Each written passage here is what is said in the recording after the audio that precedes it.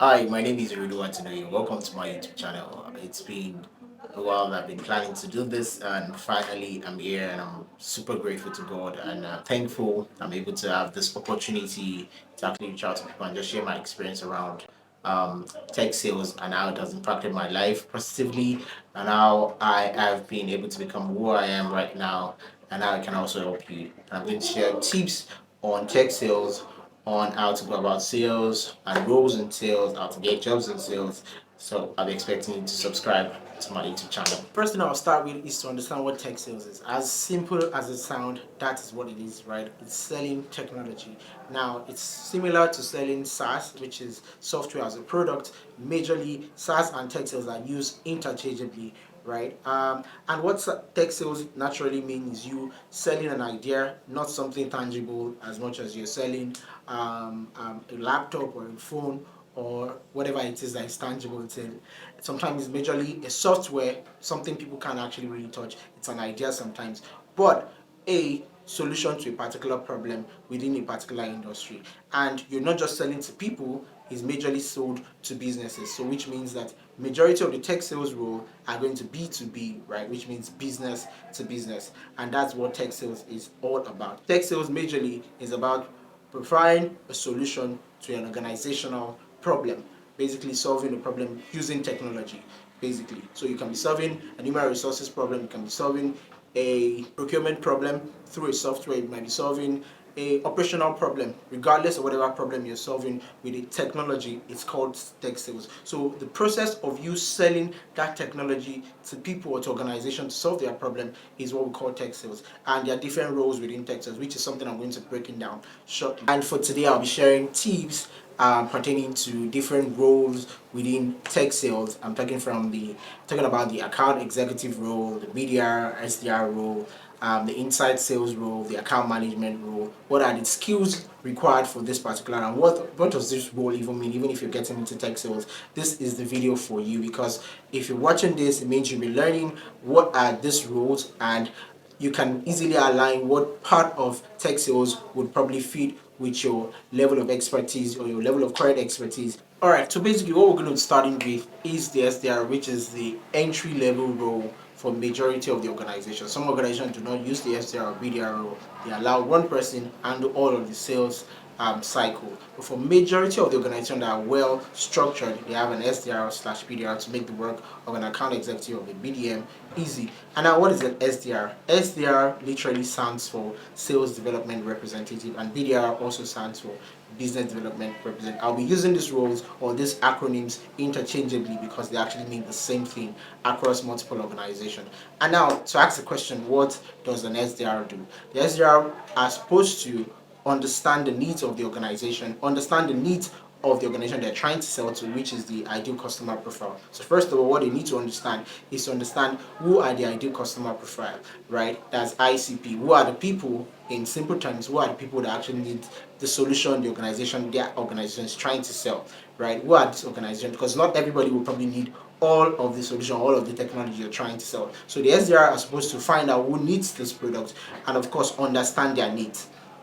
Now, this is how it works. An SDR would first of all research on multiple organizations to understand, oh, does this customer fit our ideal customer profile? And within this organization that fits our ideal customer profile, who are the personas? Now, to break it down, personas are people that make decisions pertaining to what you're trying to sell. Now, for instance, if you're selling an human resources software, the majority of people, the major person this affects within an organization, apart from the CEO, the COO, are the human resources manager or head of human resources, because it makes their work easy. So naturally, they'll be the one to make decision pertaining to this particular software you're selling. Hypothetically, if you're selling an HR software, right? Now, if you're selling a procurement software, that means that the procurement manager or the head of procurement and administration will probably be the personnel you'll probably be reaching out to, because this directly affects their job role. So a personnel is someone that there's a correlation between what you're trying to sell and their own personal KPI or their organizational KPI, Now, for instance, you're selling an accounting software, your persona will literally be an account manager or a finance manager that has KPI that has to do with the software you're trying to sell, or that has a problem that your software can actually solve. Those are the persona. So the role of a BDR or SDR will naturally be to find out or identify who are these personas within the organization, and of course create targeted messages towards these people to ask questions if they would need the product the organization is selling. Now, in simple terms, that is the role of an SDR.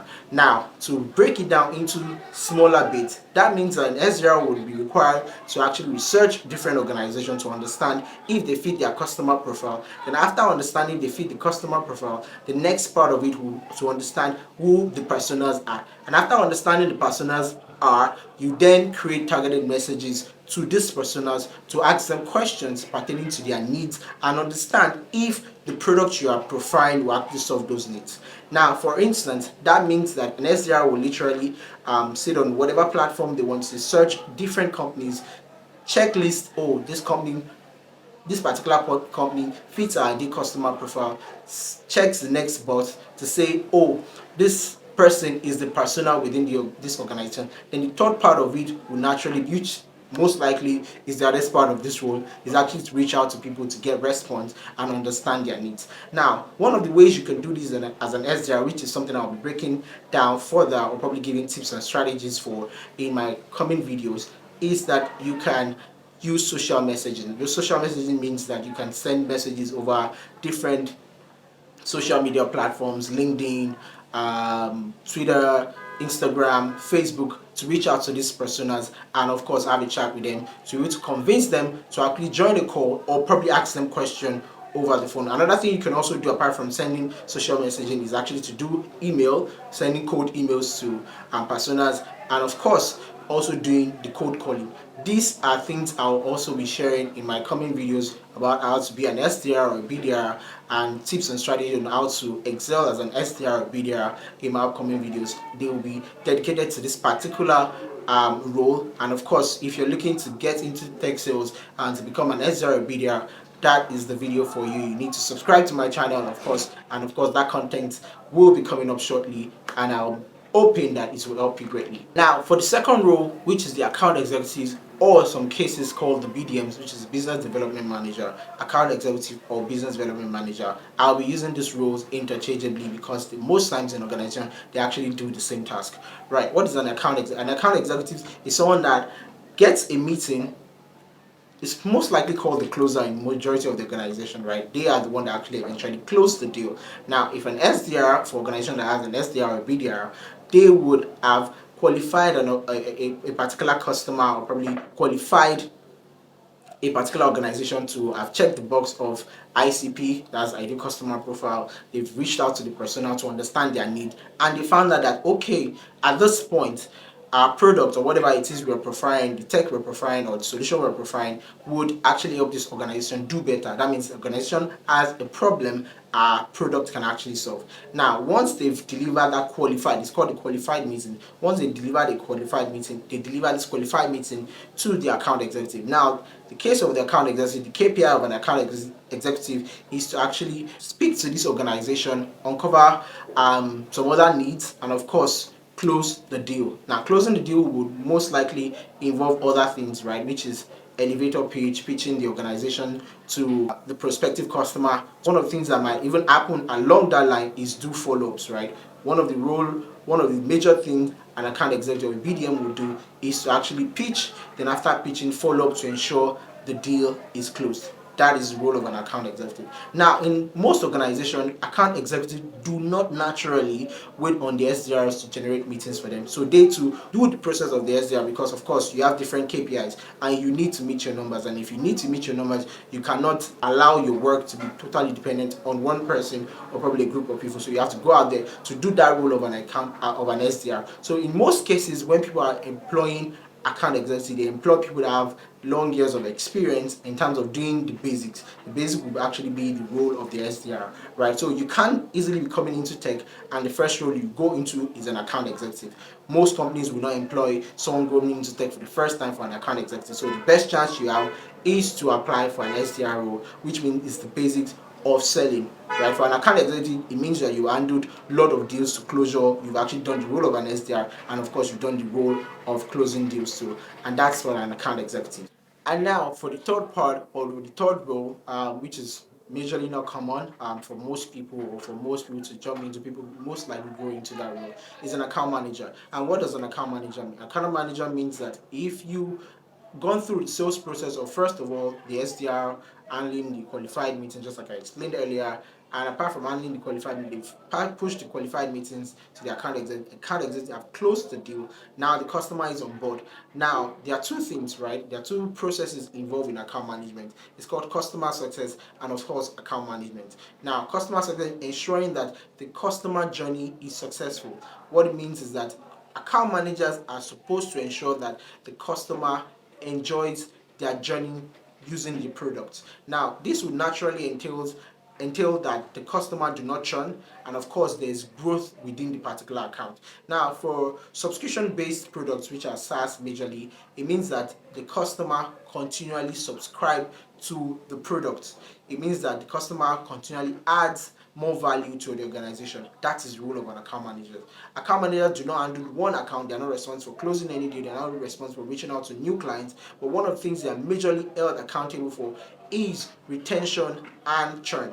Churn in the essence that customers, they must ensure customers are not lost. When customers are brought into the funnel through the sales development representative and also closed by the account executive, to ensure that these customers do not go outside the funnel. They are brought in and of course the doors are shut on them. Now this, one of the ways they can do this is constantly follow up on the customer to understand their use case, and whenever there's a drop in percentage of their users, or there's a drop in customer or usage or subscription, the account managers or the customer success managers are supposed to reach out to the customer to uncover what is the problem or what is the need of the for the customer, and of course find a solution to that particular problem.